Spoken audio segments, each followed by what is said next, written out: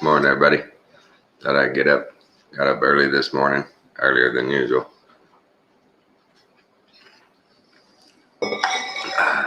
Figured I'd do a little video. Dogs got me up. Need to go outside. And plus, I just missed about a 20-minute long allergy blowout. Oh yeah, my gosh. The weather's changing again here. It's again supposed to get down in the 50s this week at some point. I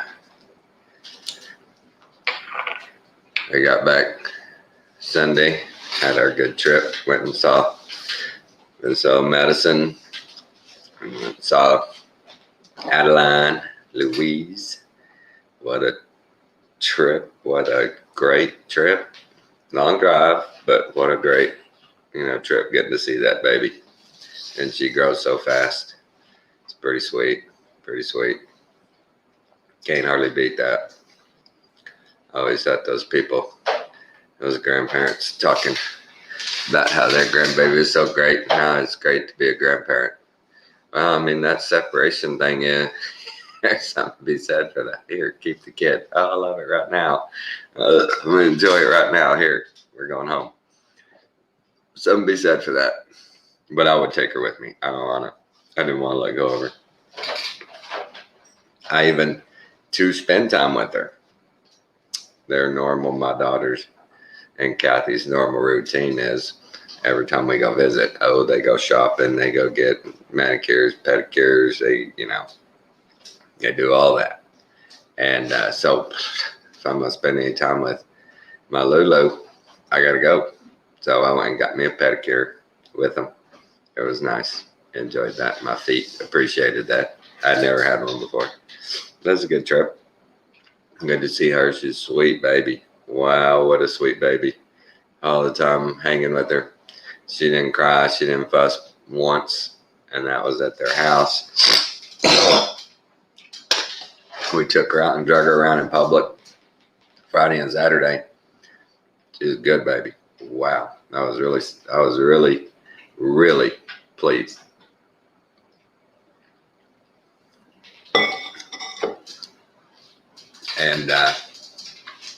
And she seems to recognize and respond to her grumpy. That's what can you believe that? They're calling me grumpy. Me grumpy? What the fuck is wrong with them? Okay. I'm not grumpy. They're taking and calling me grumpy.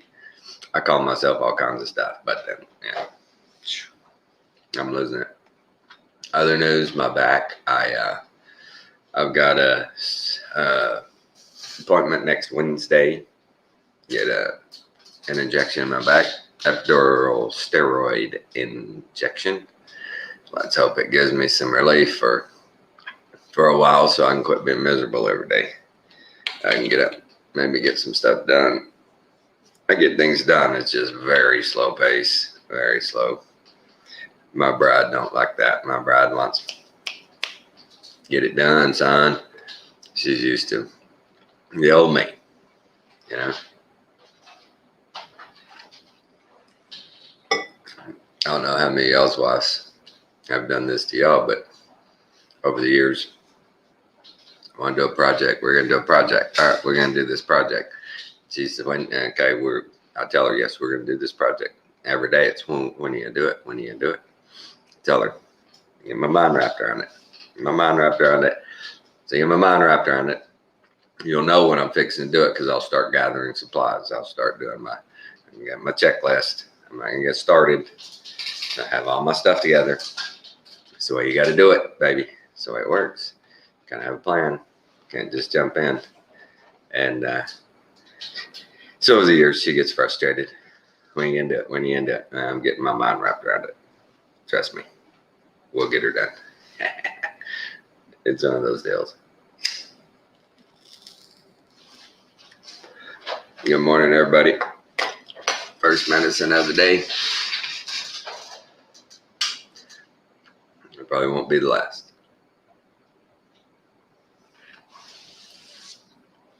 I really didn't have much to go over this morning. I know it's really early, but I keep seeing this same theme over and over, and it's getting. We need to start paying attention to this. Everybody, whether it be Christians or whether it be secularists, when they talk about Christians, I keep hearing this. This group, A, B, or C, they don't act like Christians. You keep hearing that. They don't act like Christians. If they were, if they were Christians, why? Why? I keep hearing that thing. They don't act like Christians. And and I kept hearing it. You see these, clip, whether it be on Fox, CNN, whatever.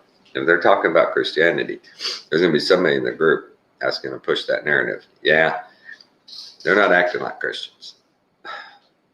Well, the secularists forever have said, you Christians are the worst anyway. Y'all are just the worst anyway. Y'all are fake. Y'all are, it's not true.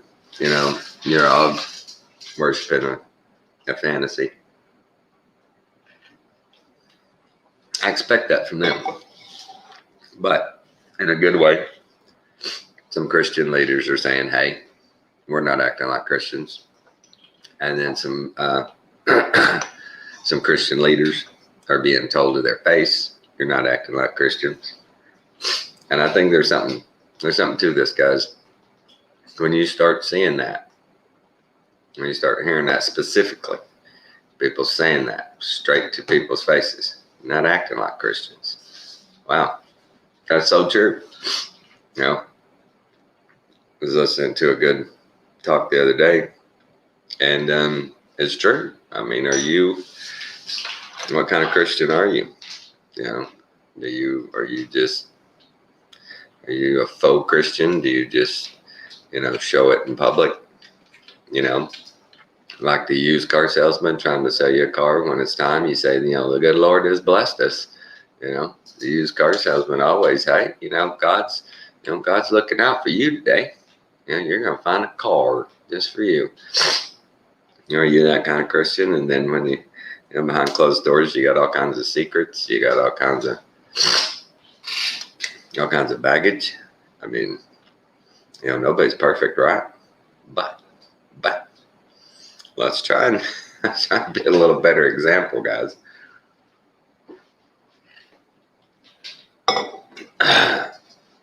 For me anymore, the mass, things like that. Around here, there's nobody asking for it anymore, except for at the hospital, some doctor's offices. My pain management guy, I don't know if I told y'all my last video. When I get there, filling out all my paperwork, and the girl says, as soon as you're done there, and, got the little plastic cup. Well, we're gonna need a sample if you can. I said, why do you want that? And she said, well, the doctor wants everyone to have a screen. I said, I don't understand why. I'm not going to be needing a prescription for anything. And they look at me and they're like, excuse me? I said, I will not need a prescription for anything. And they're like, well, that's our kind of patient. I said, and I almost went, do you ever have anybody that doesn't want a prescription in here? Because I'm sure everybody who comes in there, you hand them that little white piece of paper, or you make that call. I don't want your stuff. I don't want your poison.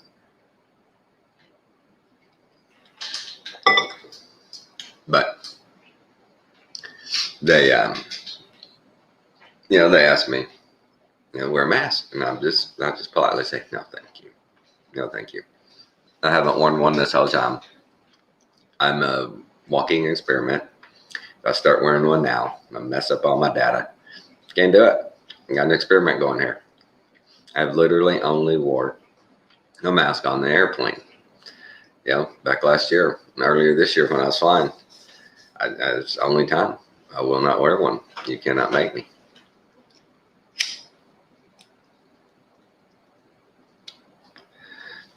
And, in Bentonville, Arkansas, where my daughter lives, boy, I don't know how many of y'all have ever been there, and, it's Walmart town, right? And the vibe in that town is so, I described it to my daughter Madison, hollow. It's just a hollow vibe in that town. People don't look at you. Nobody looks at you. Bunch of hipsters, bunch of these millennials, and it's so pretentious. It really is. And my daughter said, she said in that town, if you have a business and it even starts to look a little bit run down, a little shabby, that somebody from Bentonville city planning, zoning, somebody will give you a visit, and you will clean that shit up. One thing they didn't have any of, I didn't see one bit of, homelessness. I didn't see any homeless. We went downtown and stuff and had some lunch and did different things. None, nobody, not one. But not very friendly either. Those people that are down there walking around that town are not friendly people. They're just not. We're sitting there with a beautiful baby, right? Sitting there with a beautiful baby, and she's just cooing and cawing, and we're having the best time, and nobody. Well, one lady is going, "Oh, hi, sugar," but people just don't even pay attention to a baby. That's hard to do, and they're just so pretentious. Everybody's that look, the way they dress. Everybody dresses the same. They've got that. I guess they're kind of fomenting that bohemian / corporate rag look. I don't know. What do you call it? What do you call it? It's sloppy and it's unkept, and they think they're cool. And nobody combs their hair. Everybody's got all these crazy old Rastafarian dreadlock look, crazy worn out look. I don't know what you call it. It is pitiful. It is pitiful. But Walmart is in that town. They had this huge corporate building there in town. Well, they're tearing it down. They're going to build a bigger one. And just about everybody, in that town, is supported by Walmart one way or the other. Are all around that little town. Walmart's got little Walmarts that are like a convenience store, like a 7-Eleven. And they got the mediums, and they got the super centers, and they got the Sam's. And there's a couple of other store chains that they've let in that town. I don't know how they survive, with Walmarts all around them, but they do. But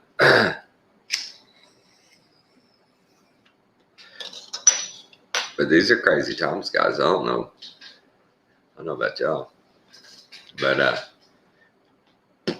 I was talking with Kathy the other day. We were driving home. We watched that video of a plain truth about the energy machines, the guys out in Nevada building those things.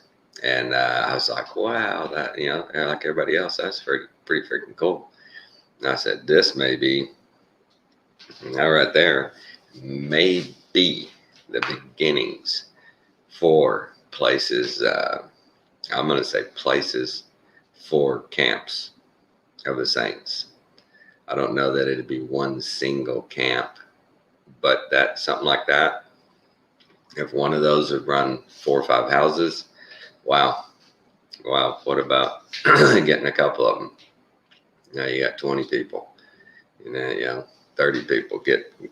I'm going to email those guys. I'm going to see if I can't get their information, email them, and see if I can't put a down payment on one, and see what the plan is for for a single home. I see they got the whole, that one's a multi-home, but I'm gonna look into a single home one. That would be cool, wouldn't it, guys? And for me, when I saw that, I was like, geez, it shouldn't be that hard to scale that down to a smaller model for vehicles. I mean, why wouldn't it? That seems fairly easy transition. And I'd I'd watched a program. It's been a couple of years ago. A guy said back when they first started developing nuclear power that the plan was every town to have their own little nuclear power plant that generated power for everybody, and it was cheap. It was cheap and simple for everybody, and that was kind of the plan going forward. Until I don't remember in the deal if it even tried to describe why it went south, but it was the government. Of course, the government comes in and wants to regulate, and y'all seen the programs on what they did with nuclear power, how they came in, and before the government got involved, nobody was afraid of nuclear power. And then the government started coming in and setting these regulations. Oh, you can only have so much exposure. And then they started making it less and less and less and less. Most of y'all who watch our channels, have seen those things. But there was no reason for it. There's no reason for it other than just control and regulation. And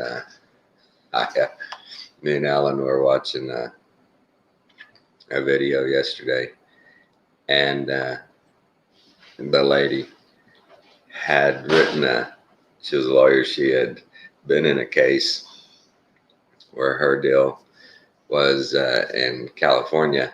She was saying, hey, you can't meet in your house for Bible studies because we can't regulate you. We can't make sure you're social distancing. We can't make sure you're wearing your mask. We can't trust you, you Bible study people. But Hollywood sets, filming locations, we can trust them. We know Hollywood has regulations. We know that they've got their regulations, and we don't have to worry about them. But these people doing Bible studies, we can't trust them.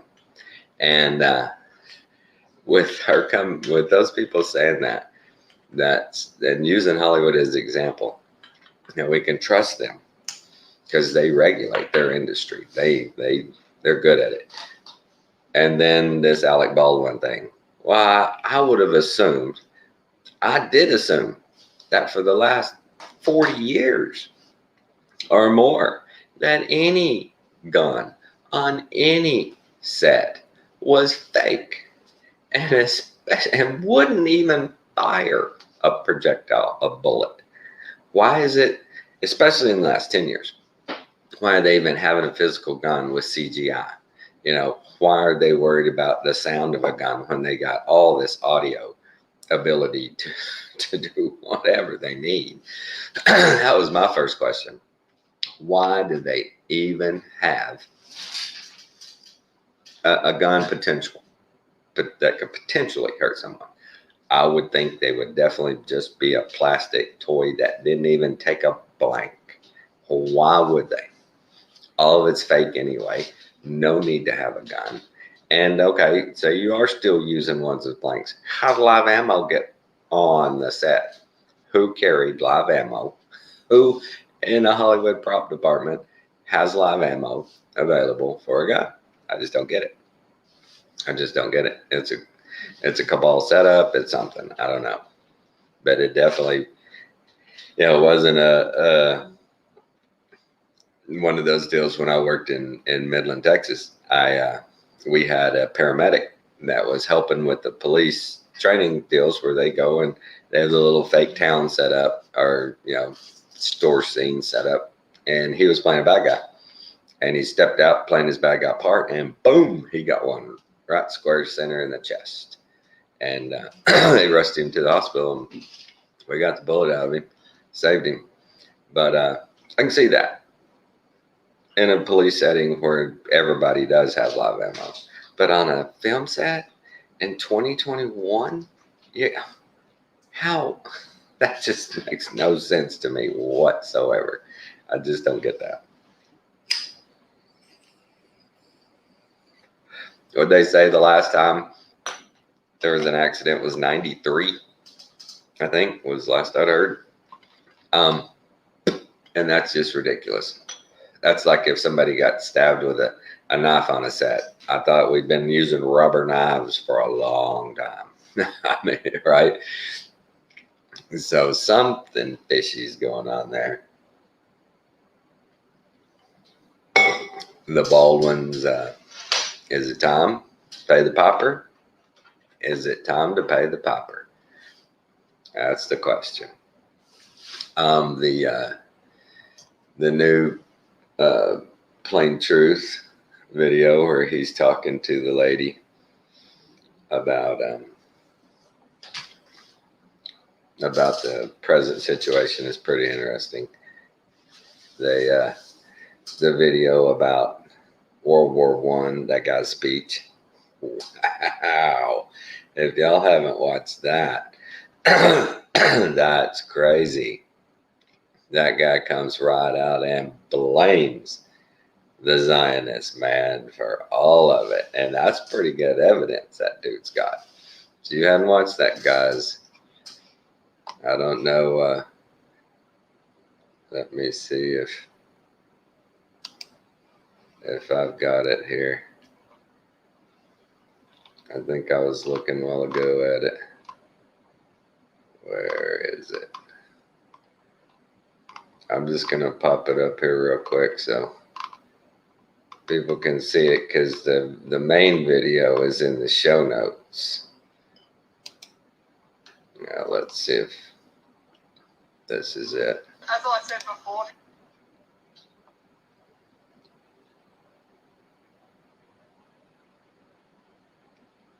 I think this is it. Is this it? There was one of them that had. Yeah. Okay, here it is. This, let me get over here and share.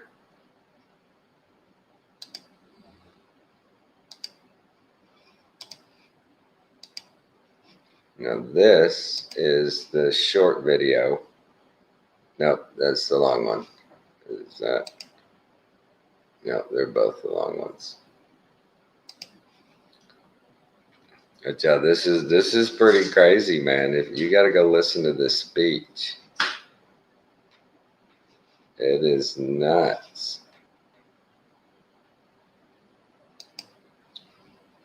Let me do this.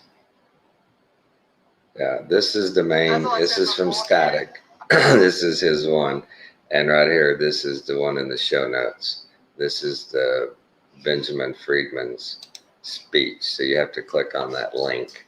He shows just a little bit of it there. But if you haven't watched that, I highly recommend it. It's it's good. It's good information, man. If you hadn't seen that dude, the story he tells about World War I and World War II, and how the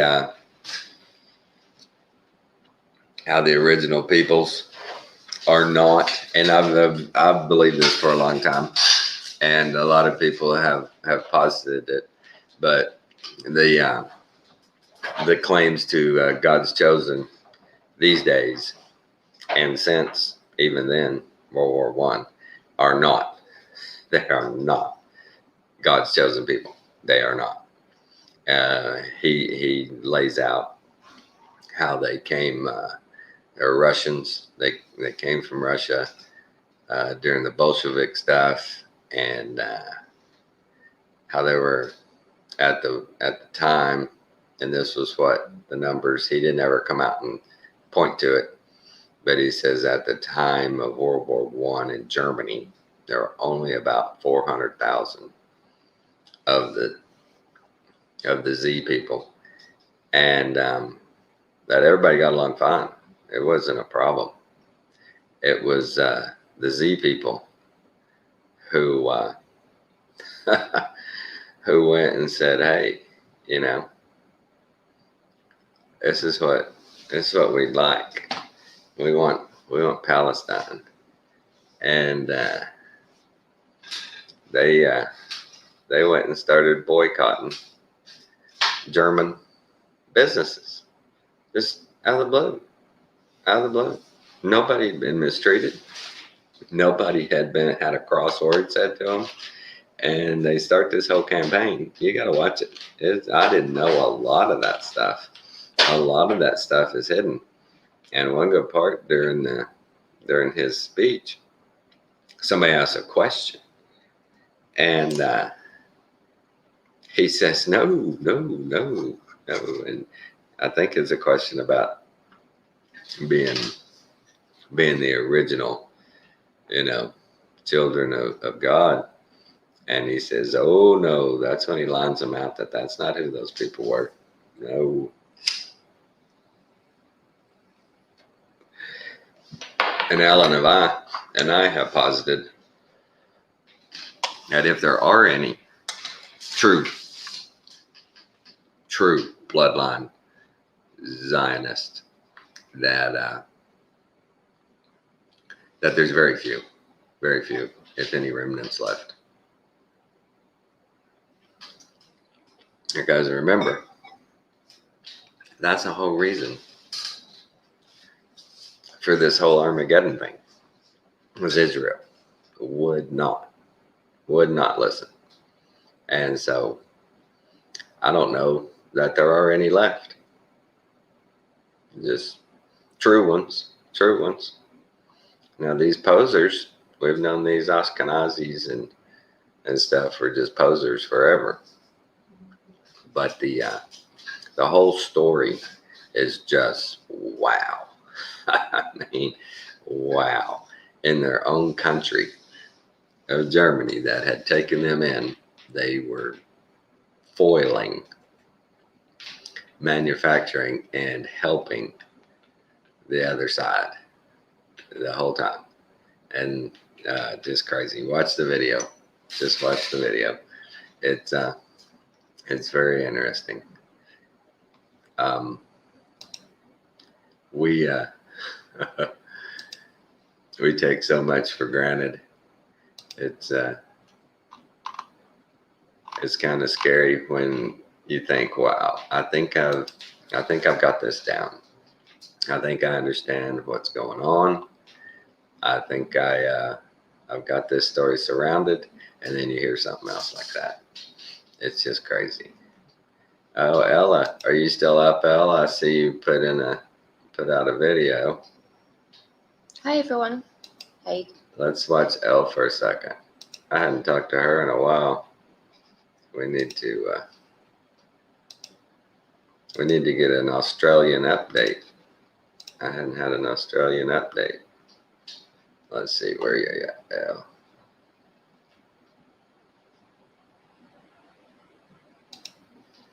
Here we go, Elle.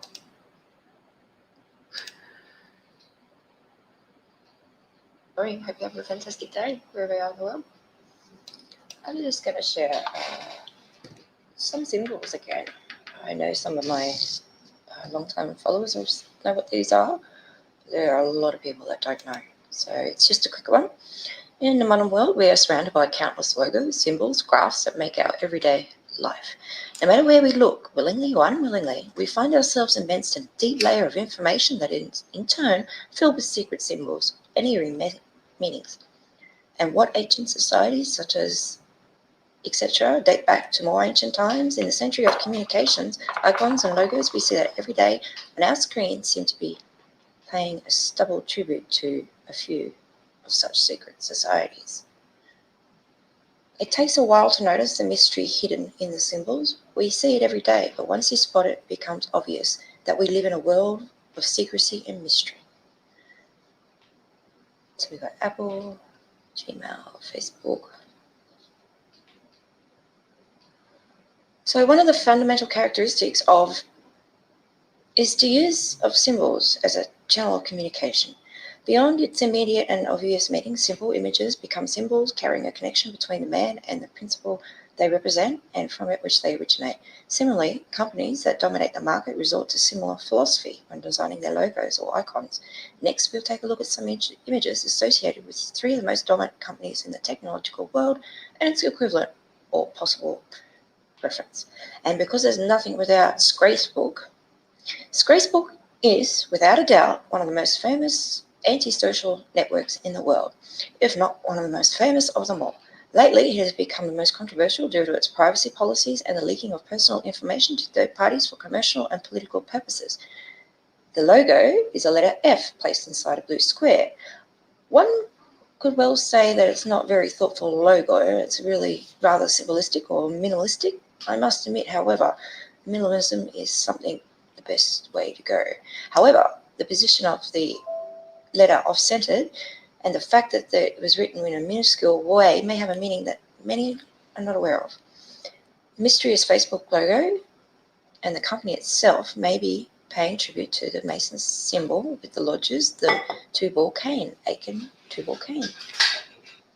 Notice the wicked similarity? Scary, right? But Scrapebook isn't the only symbols embedded in scenery as on a daily basis. We come across many more such as symbols.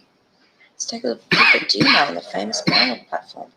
Google's email service is probably the most used in the world. At first glance, it looks like a sealed envelope, but on the more meticulous inspection, we can see that the red lines and the color used on the logo is not by chance.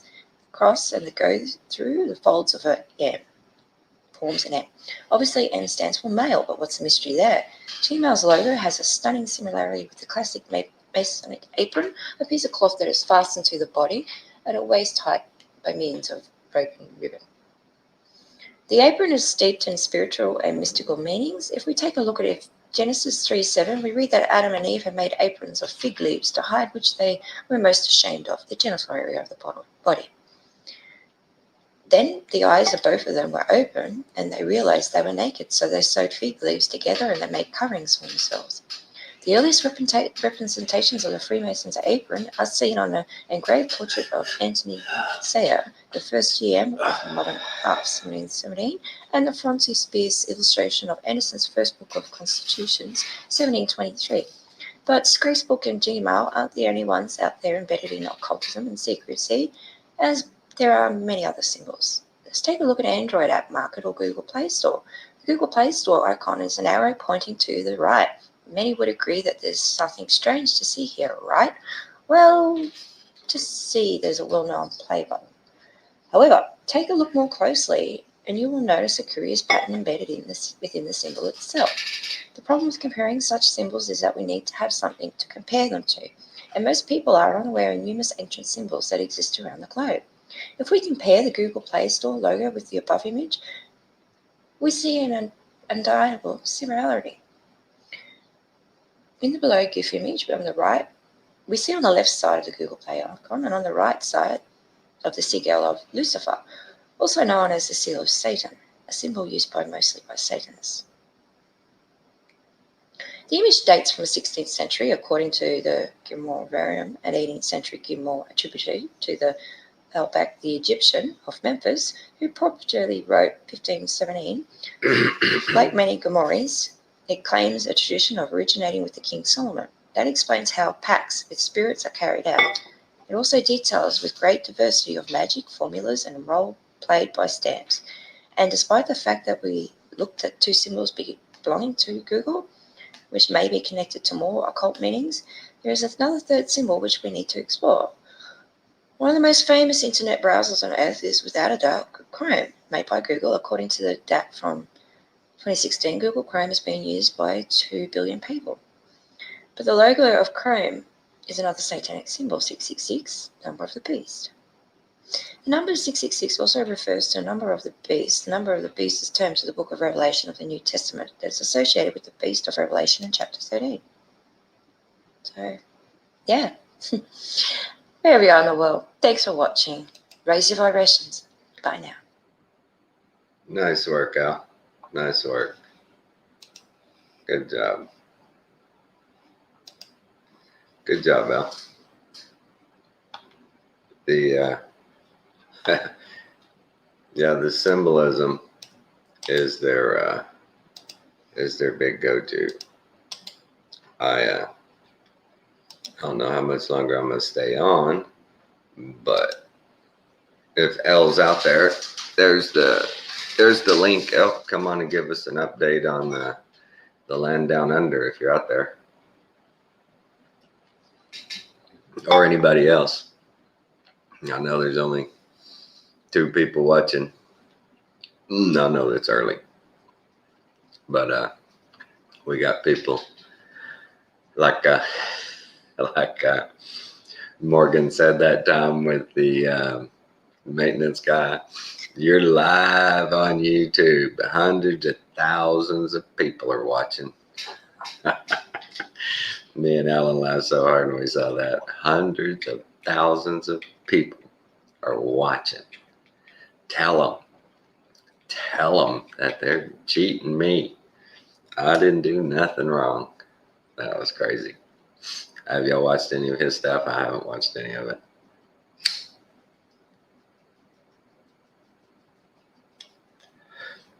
I wish everybody, well. I hope I hope Noah and Morgan are doing well. I hope they have peace and content. I hope the world is turning their direction. Seeing how they say they're on a journey. I hope it's going well for them. But we're doing well out here. The trip to see the grandbaby was good, really good. It just, to see God's handiwork like that, in that form of that baby. If you don't believe there's a God, when you hold a baby, you have no soul. And that's what it's about, isn't it, guys? Our soul. That's what the battle is about. That's what this war is all about. Our everlasting soul. Where do you want it to dwell in eternity? It's your choice. Pretty simple. I can't get you there. Lee Charles can't get you there. Alan can't get you there. It's your own heart, your own soul. It's up to you. I pray everybody has a good day. I'm gonna wrap this up. We excuse me. If we all take a stand and don't comply, there's not much they can do to us. But we don't realize that yet.